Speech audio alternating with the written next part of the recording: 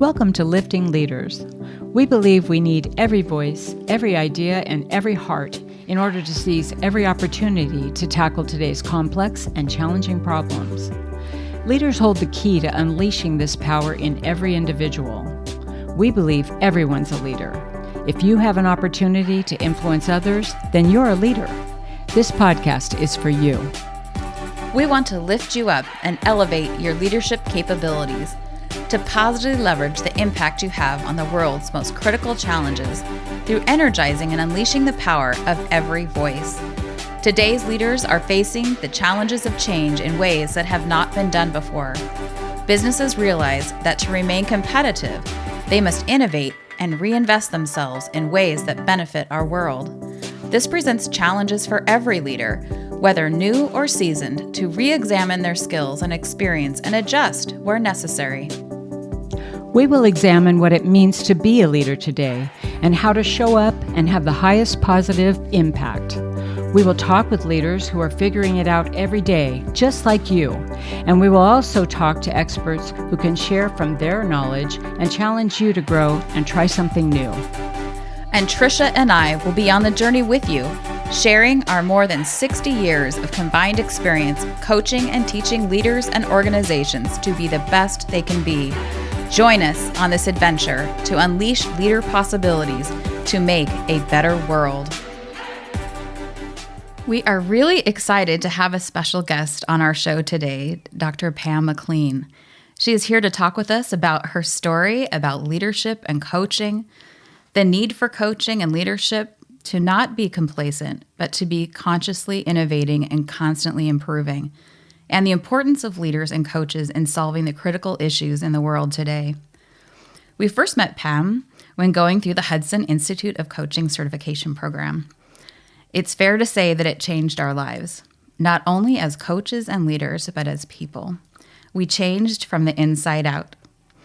Pam is wise, centered, calm, measured, deeply caring, and also wickedly funny. I also had the privilege to go through the coaching certification program with her son, which we didn't figure out until partway through the program. They kept it a secret for a little while. Michael is now the CEO of the Hudson Institute of Coaching, and judging by the quality of individual Michael is, I can also say that Pam is a very good mother as well. Here's her official bio. Pam McLean, PhD, co-founder of the Hudson Institute of Coaching, brings more than 3 decades of experience as a clinical psychologist, master coach, coach supervisor, business leader, and contributor in the field of leadership coaching. McLean has authored several books in the field of coaching, including the completely revised Handbook of Coaching, a comprehensive examination of the essential elements in coaching, Self as Coach, Self as Leader, exploring the dimensions of the internal landscape that support one's conscious use of self in coaching and in leadership. She also authored Life Forward, charting the journey ahead, focused on intentionally charting a course through the chapters and transitions in one's life. Pam has served on the board of the Association of Learning Providers, on Harvard's JFK Women's Leadership Board, the faculty of Saybrook University in San Francisco, editorial board of IJCO, and like-minded, chaired the board of the Central California Planned Parenthood affiliate, and is a council member of the Santa Barbara chapter of Human Rights Watch. McLean is a frequent key presenter on the use of self as coach and leader based on her book, Self as Coach, Self as Leader. Pam lives in Santa Barbara, California, where she and her late husband raised 3 sons. In her spare time, she enjoys all things related to weekend cooking, ceramics, bird watching, and traveling to new places around the globe. So welcome, Pam, and we are so honored that you are with us today. This is one of our happiest moments. We've been looking forward to this for quite a long time, so welcome. Thank you, and thank you for that really thoughtful introduction. Anything, Pam, before we dive into our questions, anything that you would like to say? You know, it's always interesting to even think ahead to being in a conversation like this, because it asks anyone who does this to reflect a bit on the road that they've traveled. So thank you for inviting me, and I look forward to a great conversation. Great. Thank you. Thank you so much.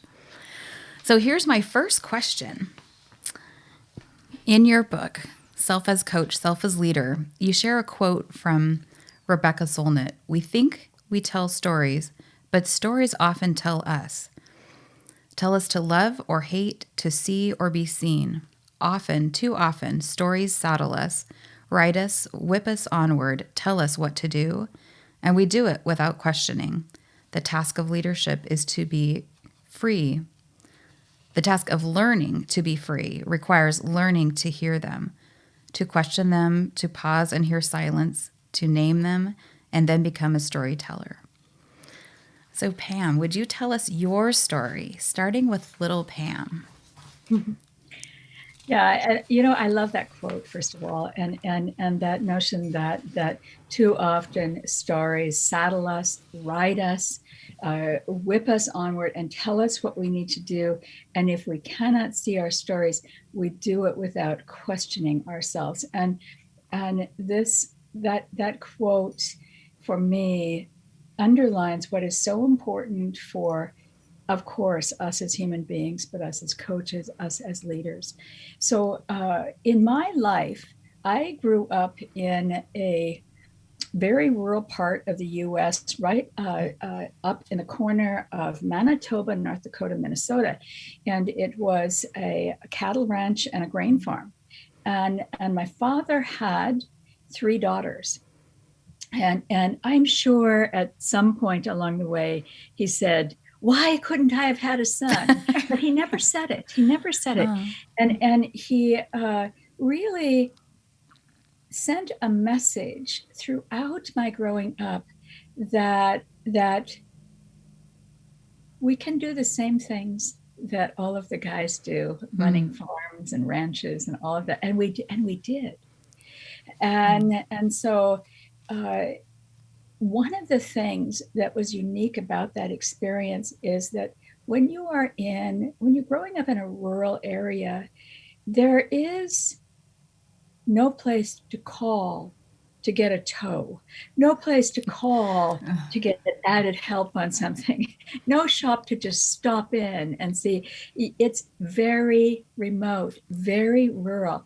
And one of the lessons that he taught me that saddled me for a long time was that it's good to know how to go it alone. And there's extra credit for not asking for help. So in that environment, it made sense. If I was out in a pasture and there was trouble with a newborn, maybe it was a calf or something, better for me to sit there and figure out what do I need to do to really figure out how I could be resourceful here, because I knew if I went back to ask for help, it would not be viewed in a very positive way. And so that left me with a well-ingrained story that better to go it alone. Extra credit for not asking for help. You can imagine that as a leader of an organization, that doesn't work. It absolutely does not work. And so I spent, we spent our whole lifetime dismantling some of these stories, right? That's for sure. Yeah. But I sure have spent a lot of time dismantling that. And even today, I can catch myself noticing, oh, I'm doing that going alone thing, right? And so I just think that Solnit's quote is such a beautiful one for us to remember. And of course, there were upsides, to that whole experience as well. I became a bit of a rebel, I believe, because of my experiences growing up. So in these rural areas, there were these organizations called Girls 4-H and Boys 4-H. And I'm like, what the heck? I like the Girls 4-H, but I would like to be in Boys 4-H too. And so I fought my way into no other girl wanted to come along, but I became a member of Boys 4-H and various things like that. So with every story that we're saddled with, there is an upside and a downside. Yeah. Yeah, that light and that dark. Yeah. So independence, but also the shadow of recognizing the gifts that others bring and how they can help you. Yeah. Yeah, Yeah. that in our work as leaders in this world, uh, going it alone is no way to be. We've seen some of that, Yeah. and I continually remind myself that we're better together. That Yeah. Yeah. whatever it is I'm working on, it will always be improved when other people are involved. Yeah. Yeah. That is really rich when you think about, especially right now, as we're trying to sort of change up the whole scenario. We've got leaders who really aren't quite sure what they're supposed to do next as we're trying to put more emphasis on our earth and on, just everything. And going alone just isn't working. And it hasn't. And I think some of those leaders who have been trying to get by with that all this time are finding that they need to change. So this is a good I think a good time to be looking at that. Yeah. Thank you. So, Pam, you've worked with leaders across decades, across industries, and across the world. What are the greatest shifts you're seeing that bring you the greatest hope for our world? Well, what you just said is such an interesting comment. We are living in complex times that appear to me to be more complex than we've ever experienced. Here we are in the midst of a heightened awareness of the racial inequities in our world. We are up against a timeline around our environment. We have a polarized country, in many parts of the world, polarized other polarized countries. Yeah. The influence of misinformation that is everywhere, and we've been trying to figure out, in the post-pandemic, how do we want to be, and then what unfolds before our very eyes is all that is happening in the Ukraine. Yeah. And so a leader today needs to be able to manage complexity more than ever before, to see things from many perspectives. And I think that is a skill that is harder to acquire, that it takes a conscious effort to think systemically, to be able to see all perspectives, and then to wonder, where might I be wrong? And so I think this is a time of great challenge for leaders. I think what's positive is there are signs. There are signs that there are more women moving into leadership roles of significance. I think about the passing this week of Madeleine Albright, and what a force of nature and a model for us as women that she was. I think that we are seeing the significant downside of the charismatic leader, or we might also say the narcissistic leader. Yeah. That we're breaking down hierarchies, and when we break down hierarchies, that means that leaders have to have more internal capacity in order to figure out how to work well with others, how to influence, how to inspire in new ways.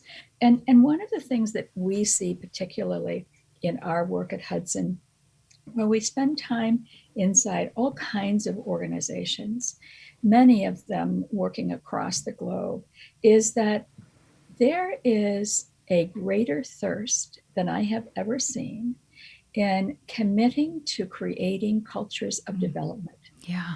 Yeah. And for a long time, we thought about, and companies would invest in their high potentials. Yeah. And the investment below that was significantly less. I think that the Great Resignation among other things. That's not the only thing, but there are several factors that have really brought into awareness today the need to be doing development from day one through the end of career. And that means that we hopefully are creating work settings that are more satisfying to work in, that are creating opportunities for us to grow in our career, and that is a trajectory that I hope continues to grow. Yeah, absolutely. Such powerful words. I think also, when one of the things that I've seen as far as this development is that the recognition that leadership isn't just held at those sort of fancy title levels, that leadership happens at all levels of the organization, whether you have that fancy title or not, which I think does help to drive just what you were saying, to drive that development culture that everybody needs to understand how they can best contribute, because everybody influences each other. That's right. Yeah. Right. Yeah, I think it's really getting our leaders who are in formal leadership roles to understand that. I think they're just now starting to understand that leadership starts much lower than where those titles start. And it's a hard thing for some people to face. Those especially who have been in business for a long time are finding it a little tough to, embrace something that is as avant-garde as that, when in fact it's always been that way. They just haven't seen it. So I'm really excited about the opportunity of doing what you were talking about, Pam, which is like getting somebody when they're new and sticking with them throughout their career so that they're well prepared to handle those things that hit us that haven't hit us before. So Yeah. And maybe before some of the bad habits have formed. And I think the other thing that you're talking about is that what we've learned from the Great Recession, the Great Resignation, excuse me, it is complicated. It's an awareness that my work needs to be satisfying to me. Right. Yeah. That there are some requirements that I have that I want to give voice to. And so the unspoken contract of yesterday is largely up for grabs, isn't it? Yeah. Yeah, absolutely. And so the work that we have to do to understand what others want from their work is such important territory for leaders. When we think about the writing that's happening in this area right now, you see there is this kind of continuum of let's just get back to normal. Mm-hmm. Let's just get back to normal. I was reading something yesterday in the New York Times about a company we're pulling everybody back into the office in May. And when I wrote the article about the Great Reset, I had talked with several leaders inside organizations, leaders that I've known over a long period of time, and such interesting conversations about, darn it, why can't we just go back to the way things are? And then kind of chuckling about, that's gone. It's all gone. It's all gone. Yeah. And that none of us knows exactly what the way forward is. And that's very hard for leaders. Mm-hmm. This is a time when we need to experiment, that to see this as more than work from home or work from the office, to be able to see the bigger picture here of what does work mean for us, and how do we evolve in organizations to, I dare say, acknowledge more of a whole person that is showing up in their work. Yeah, absolutely. And this complexity that you were talking about, and like leaders having to hold a lot more just in their vision of what a good leader is just so important. And I think that's part of what we have to help people understand, is that like you were saying, this is the new, this is what's coming. It's been happening for a while, but we can't just be so single-minded as a leader anymore, that we have to be able to see the systems and recognize that that makes us a better leader. And in turn, it's a better organization. And it's not just the right thing to do, but you actually end up with a better business because of it. You have better profits. You're a leader in your industry because you've done these things. We used to call some of the things like demonstrating that you care or emotional intelligence. We used to call these soft skills. Yeah. And I say they're human skills, and they're harder to learn than the tactical skills that are required in our jobs. They're much harder to learn, and it really goes back to that quote from Solnit that which we don't know about ourselves drives us. And so I think that's at least shades of some words that Bob Anderson spoke at one time. That which we don't know drives us. And so it means that today's leader has to know oneself, has to see that as an essential part of their work, has to see their human skills as being really critical today. As you were saying that, I was thinking about Bob Anderson and how that leadership circle assessment really does pull that out. And, just telling your story can be very telling. Yeah, absolutely. Yes. Let's see. Our next question, which we've kind of touched on already, but let's see if there's anything to add here. You've written and spoken recently about the Great Reset. Can you tell us a little bit about this and its impact on leaders? Well, I think what's interesting right now is that, at Hudson, we have spent quite a bit of time looking at examining transitions and changes in the life of a leader over time. And what we know is that, or we could say the life of a human being. And what we know is that the old days of stage and age, here's what you do when you're 32, and here's what your task is when you're 47, these are gone. Because the social norms have melted away, and so we can take any issue, any transition, and say it can happen at 20, it can happen at 40, right? So what we know is that we continue as adults to go through times of transition and change and times of stability. And they are highly personalized and individualized. And yet, as a world, we have just gone through, for the last 2 years, this pandemic. We have all shared losses, some really significant losses. We have learned, we have suffered. And in my lifetime, I don't know that as a human race we've ever shared something like this before. So it really strikes me that there is some universal domain here that we could sit in and say, before we figure out when, how long, how many days a week we're going back to work, how often we're going to be in large crowds, any of those questions, could we just stop and press pause and focus on, what have I learned as a leader?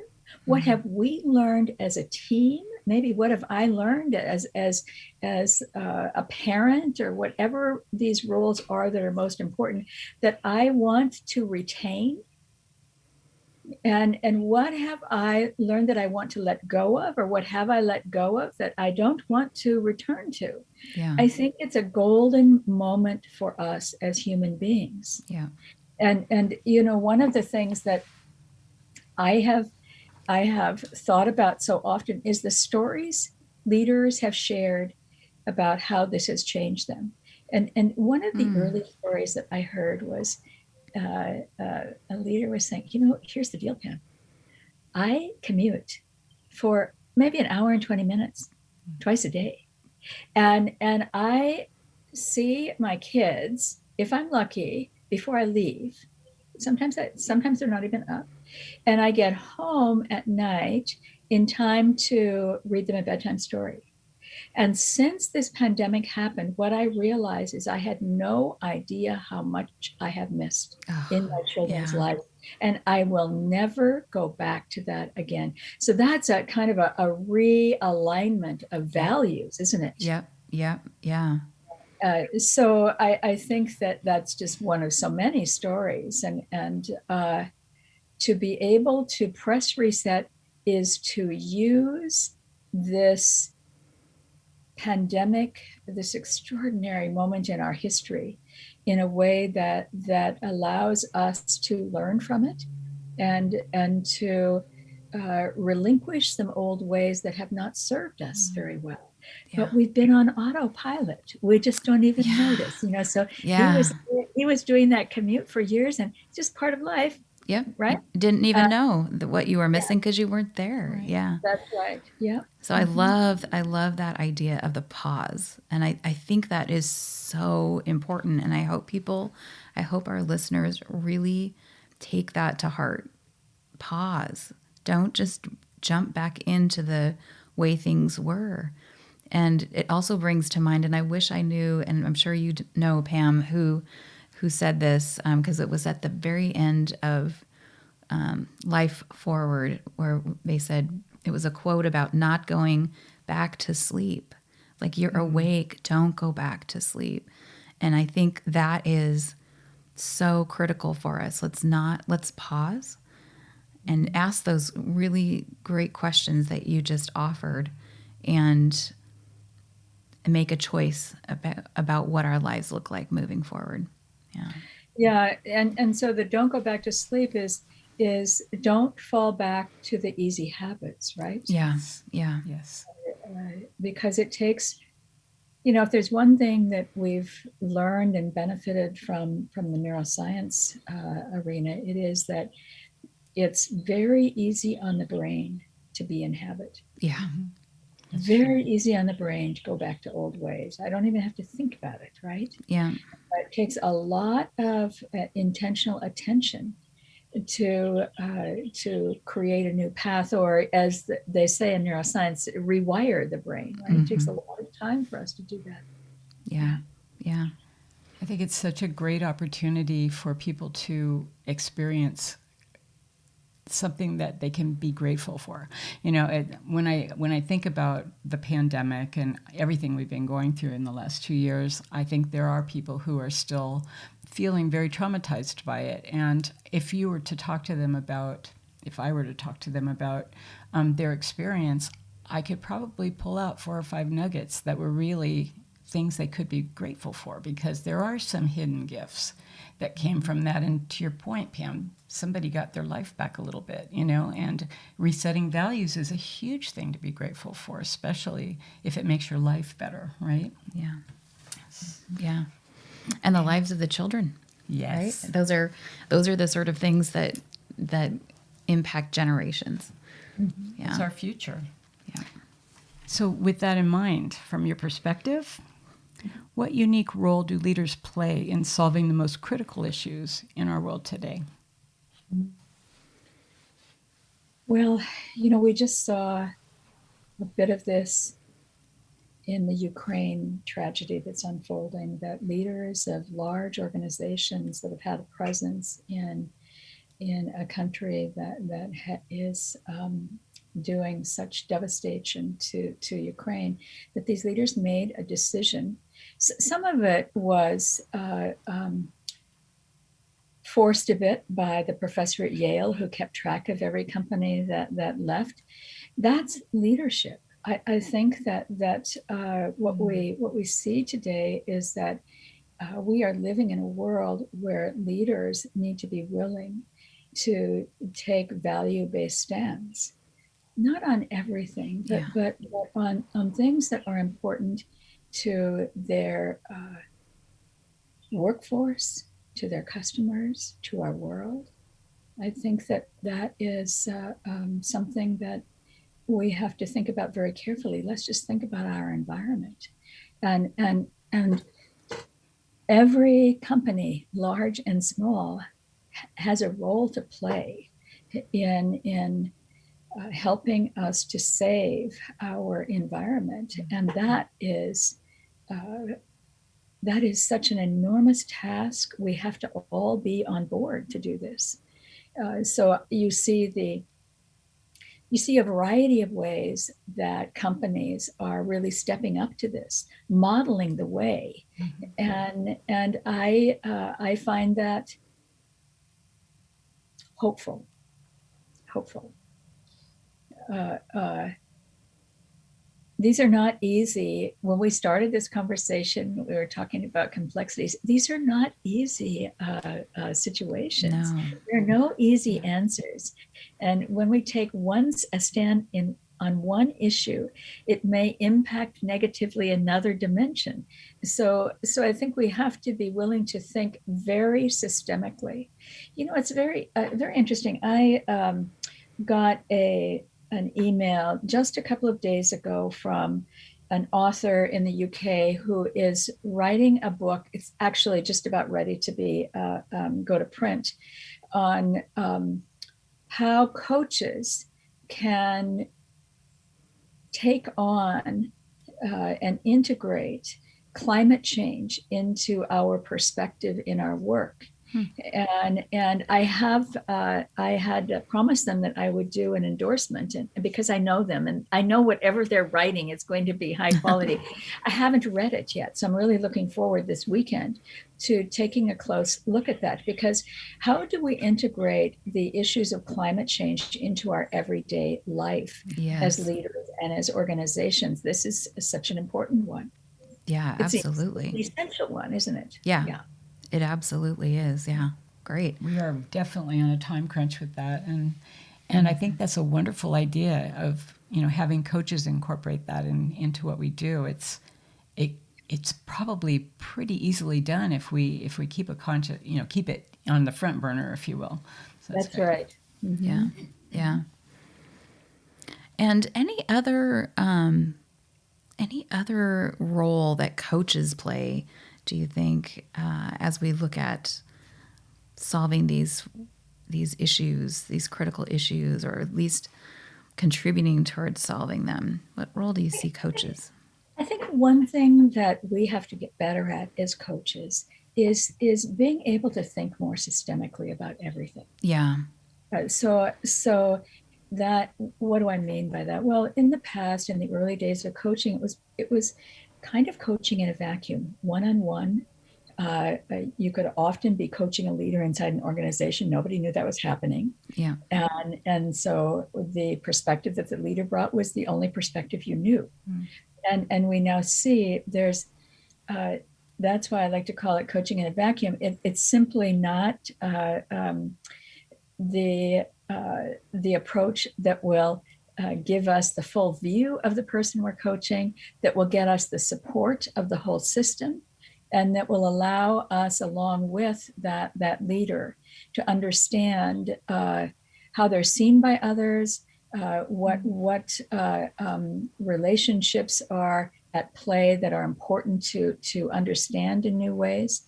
I think as well that when we think systemically as coaches, we begin to see that there is no one person to blame. We all play a role in everything. Yeah.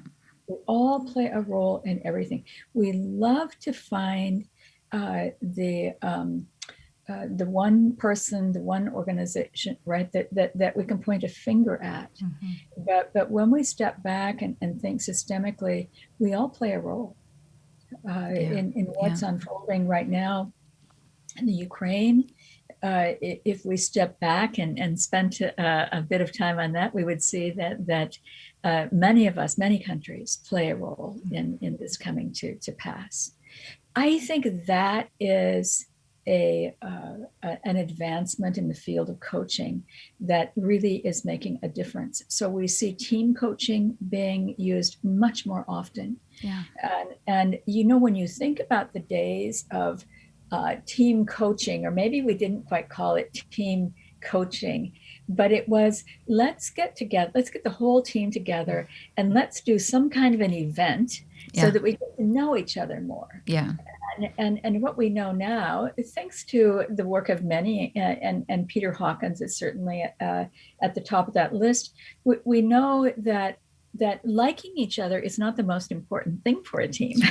Right. Right. Yeah. So that goal, we've moved beyond that goal. Yeah. And we see that there are many vantage points that are going to serve a team becoming more effective. Yeah. And I think as well, we see an increased interest in group coaching. Mm-hmm. And what is so exciting about group coaching is that it's so much more scalable than individual coaching. Yeah. And it allows a coach inside an organization to bring together, let's say, a group of early managers. There are so many themes that early managers share, and there's so much to be learned from others. And in that group coaching setting, the learning gets redoubled by being in the presence of others. Yeah. Yeah. And I think one of the things, that Tricia and I have experienced over our career is it's so hard when you develop people individually, even sometimes if it's a small team, because then they go back into this system that is broken. And so then they're more frustrated than ever because they have all these tools and they know what they should be able to do. And it's like, no, it's not going to work. People want them to be just who they were. Yeah. So, I love that idea of coaching, looking at the organization in a more systemic way so that we're helping to move the whole system, not just one person in that system. Yeah, much more success. And much more fun, actually. It's hard. It's hard work, for sure, but it's fun. So, Pam, if you had a magic wand, and I suspect you do, and could improve all leaders around the globe in the capability that you believe would make the biggest impact on their ability to lead, what would that be? Well, really basic things. So I just have to bring the work of Edgar Schein into this conversation. Edgar Schein spent much of his career at MIT, has written more than many people in the field of organizational development. And I think over time, he simplified and intensified what stands out from me as most critical, and that is ask more. Disrupt yourself. Listen with real care. Be present when you're in a conversation. I think these are basics. Show you care. How do we show we care? It matters. And I think that the show we care, the empathy factor, if we could agree that it's quite likely that in most sectors it's not likely there will be a return to work in the old. We won't go back to the old normal, right? Right. That means then that we have to get very skilled at creating connections when our workforce is all around the globe. How do we do that? How do we show we care when we're not seeing people in person? How do we demonstrate? I was on a call a couple of days ago. I was on a call with people that I know well, I care a lot about. And as we're talking about something that seemed important to me, I could hear that one person was typing. So that is tempting for all of us. We've probably all done it. Yeah. But I do think we're learning more and more about what we can do in this Zoom-like format that we're living in that sends the message, I am here, I see you, I care. Yeah. I think these are the basics that we've got to do. I often say in some of the work we do inside organizations that actually the questions we ask, when we ask a question, instead of telling people what they ought to do. When we ask a question, how would you do that? How would you approach it? Well, tell me, how are you thinking about that? We're actually doing kind of in the moment development. Yeah. Yeah. And we tend to complexify these things and think, oh gosh, to help develop my managers, to help them grow, that sounds like a really big task.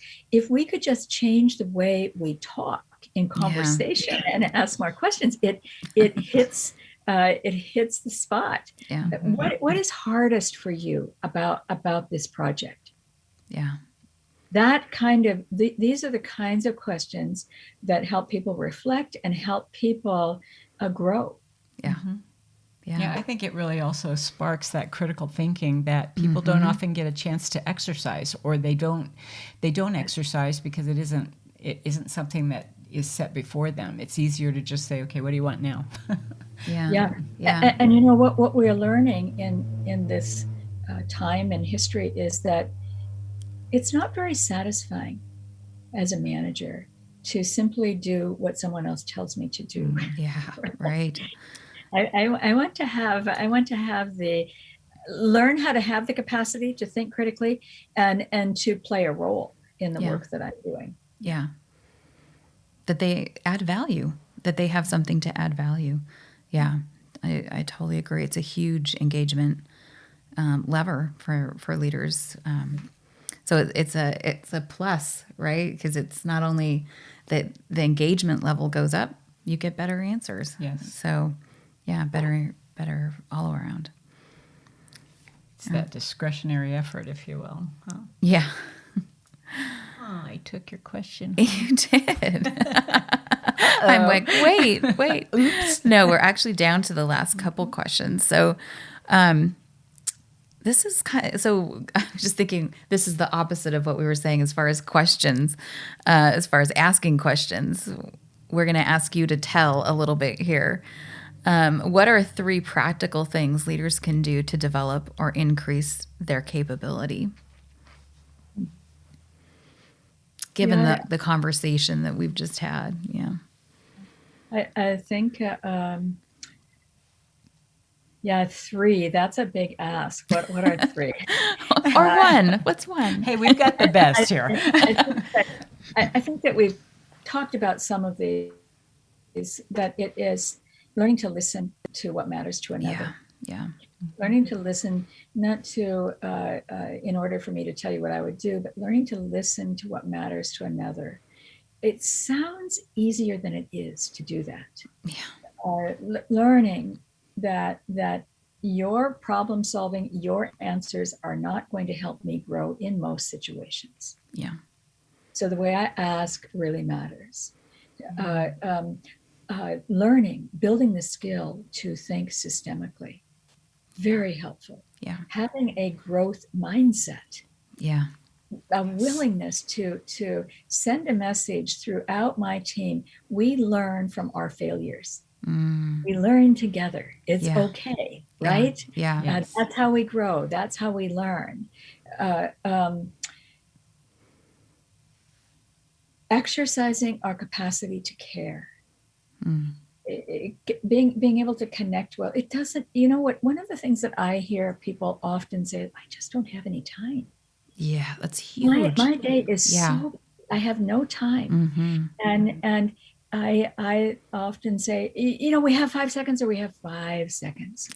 That I can say, how was your weekend? That's a good way to say that. How are you doing? Anything I can do for you? Anything on your mind? That it actually doesn't take a lot more time to make some of these shifts and changes. Yeah. I think the other thing that is required is where we started this conversation, that the capacity to think more complexly, to be able to see from many perspectives.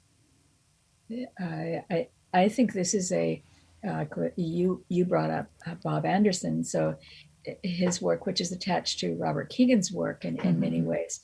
Robert Keegan started writing about these levels of development years ago. They're more relevant today than they were when he was writing about them. That this is exactly what we need to be leaders of the future. Yeah. Yes. Yeah. And I think, gosh, we were just having this conversation about We live in this conversation lately. around the foundations, like those Yes. still apply. So the world around us, it feels like is, on fire a little bit. But we do have to go back to our foundations, and those things still apply. It's all about, being human, and that hasn't changed. Yeah. So good. You go ahead. The last one? Yeah. The last one. So, looking at what's coming up for you, what are you really excited about? Well, I like to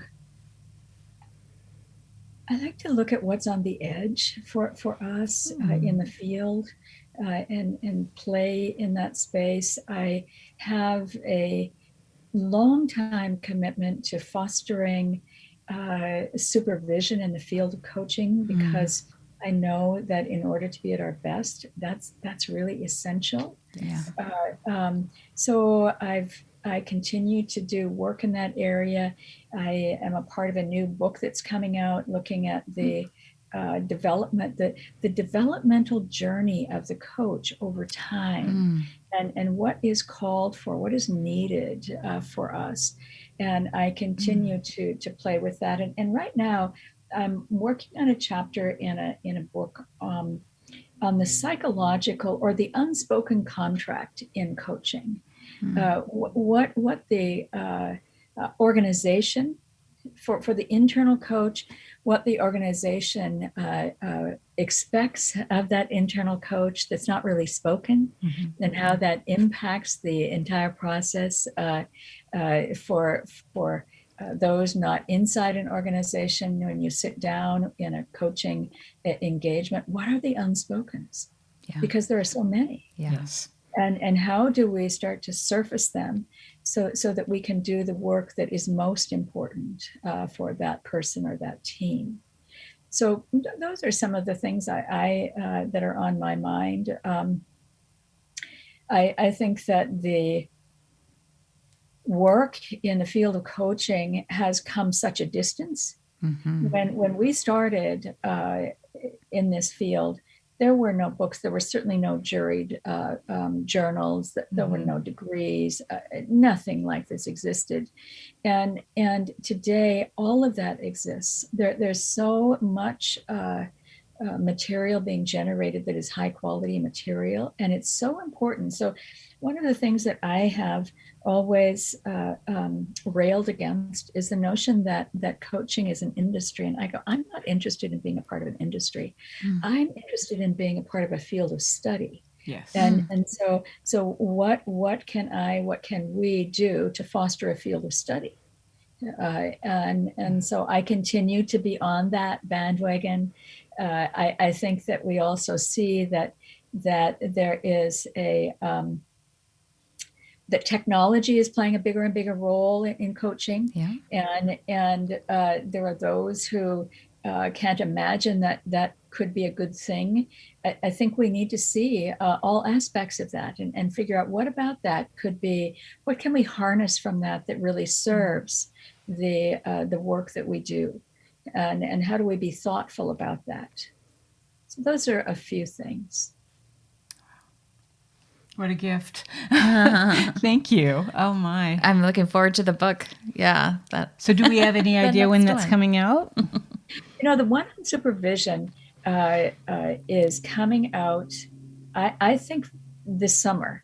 And the other one I spoke up about, unspoken contracts, is a part of a book on ethics and coaching coming out of the UK. I'm sure that will not be out until end of the year. Yeah. They're on their way. They're in process. Yeah. Yeah. And so great that you have a chance to contribute to that. So that's wonderful. I did want to point out that you did retire from I know Hudson Institute, but you sound like you're a lot more engaged in it right now. So that's great.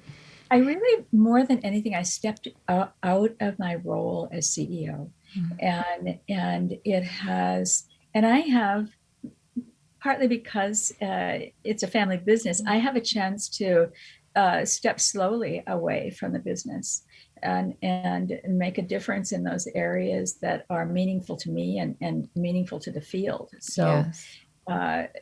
Yeah, it's a great time in life. Yeah. Great. Yeah. And I think it, like no other profession, maybe there's others, but I feel like coaching, you see such a range of ages, right? It's not one of those things that you have to give up. You can continue to be a coach your whole life. So there's so much contribution that you can make at all stages. So, Yeah, and I may be biased, but I see my becoming a coach and coming into my coaching is just continuing. The journey is getting better and better, and I am learning more and more every day.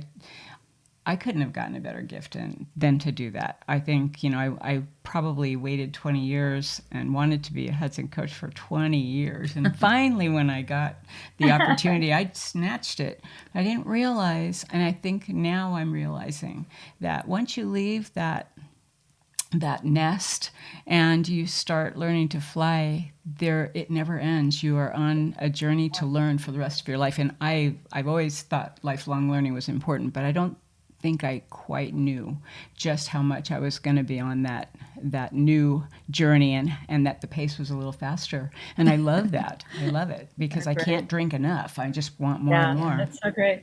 It reminds me of a colleague and friend who passed away too early in life, Doug Silsby, who always used to say, we do work on ourselves.